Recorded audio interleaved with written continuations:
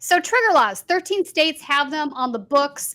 These were laws that were put in place that were designed to take effect the minute SCOTUS overturned Roe v. Wade. So we're seeing that happen now. The dominoes are falling.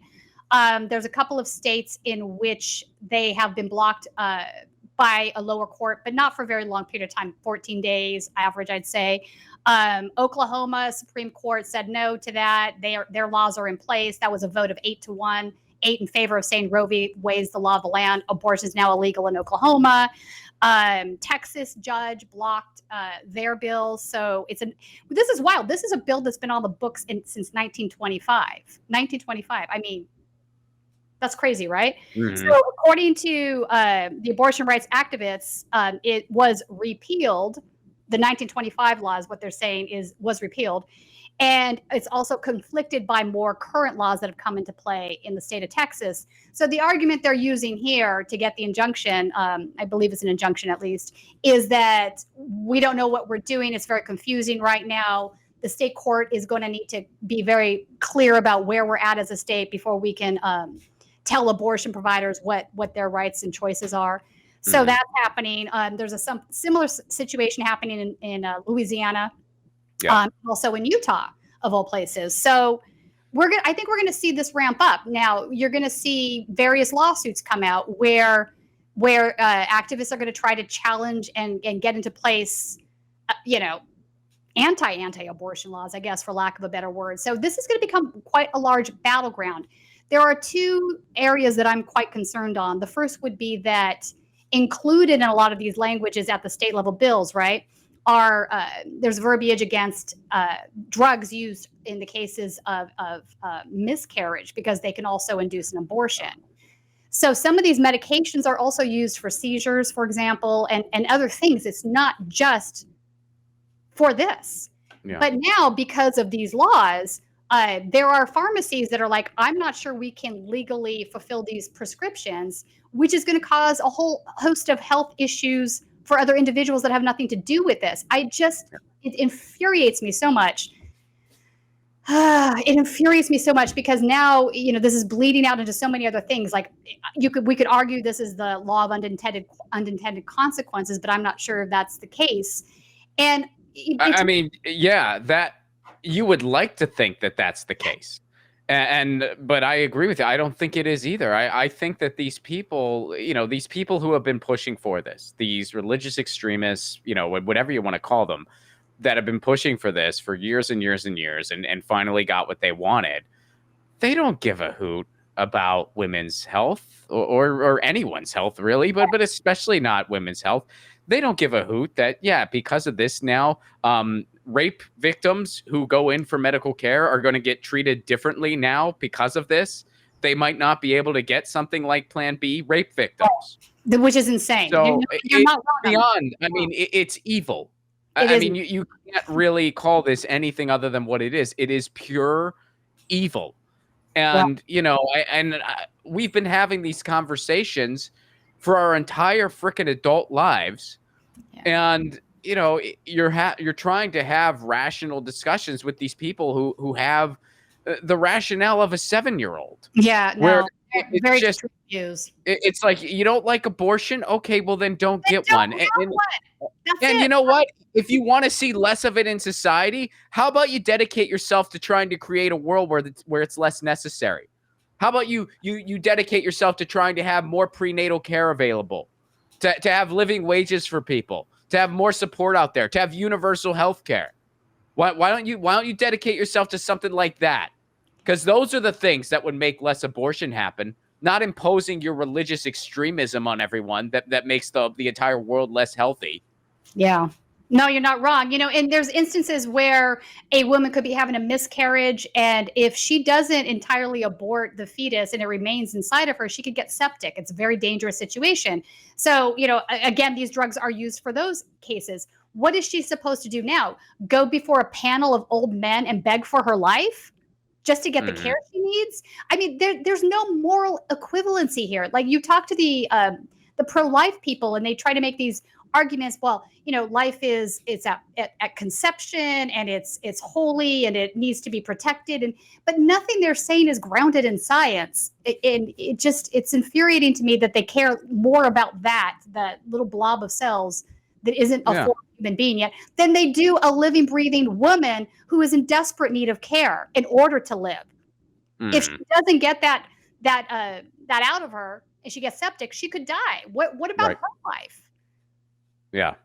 No, I mean people have they have zero tolerance or zero way to see gray areas or nuance. And so, which brings me to what you said earlier, because this is what I believe. Now I'm giving you my 100% personal opinion here.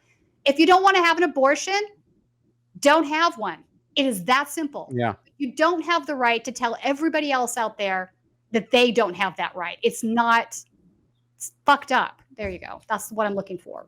Yeah, I mean, it really is, and I'm sorry. I see some folks in the chat where it's like, oh, you're being so insensitive to the opposition. We've been having these conversations for decades now, and I'm sorry, I have no tolerance. You are free to believe whatever you want to believe. That's right. Any religious beliefs you have, that is your business. That is your choice. Good for you. You don't have the right to impose it on other people. You don't have the right to frickin' do that. I'm sorry. I mean, so stop doing it. And, I'm not going to just sit by and be like, well, let's have rational discussions with the theocratic fascists who are trying to impose theocratic fascism on us. No, I'm going to say that can't be fucking tolerated. That can't be.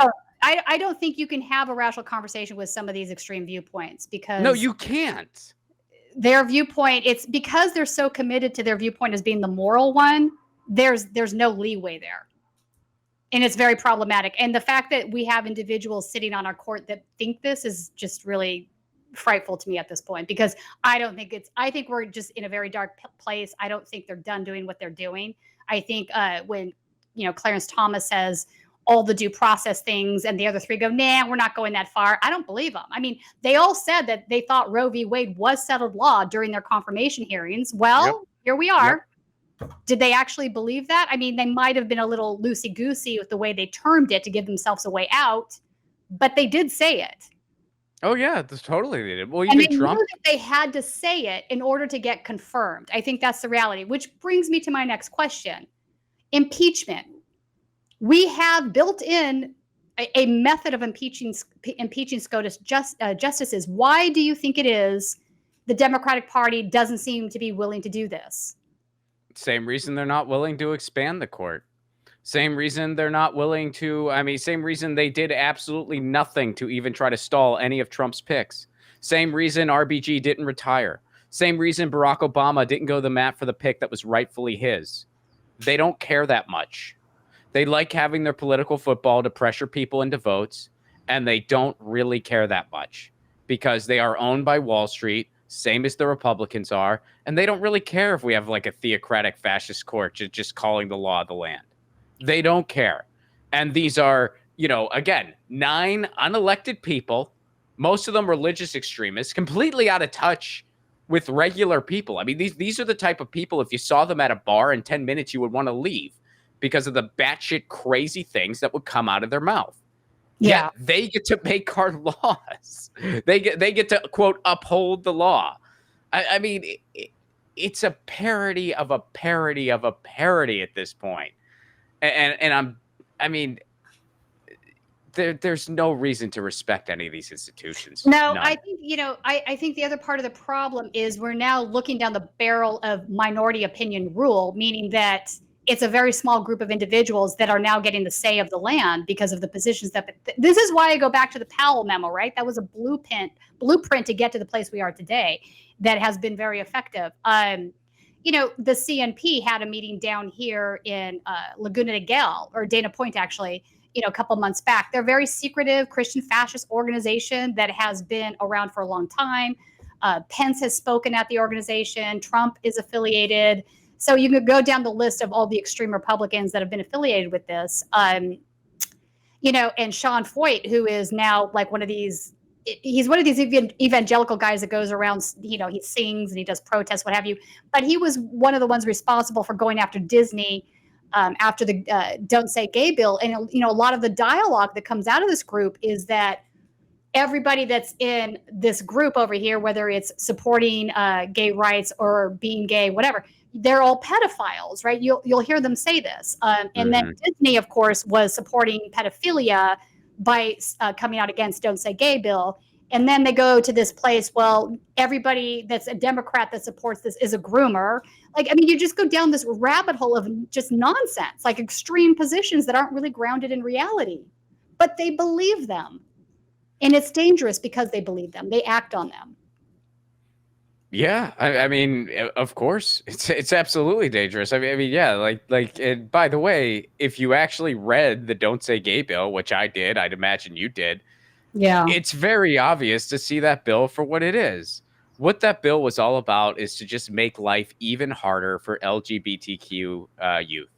That's what it was all about. It was to make it even harder for them to get any resources available to them. It was to make it even harder for them to have any type of confidentiality with a counselor, to maybe get the help or resources that they need. That's all that bill was about.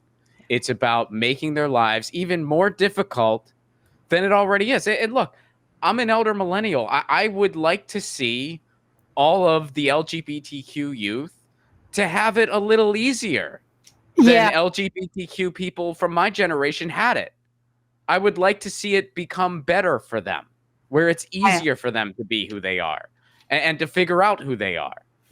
But that bill is all about going backwards.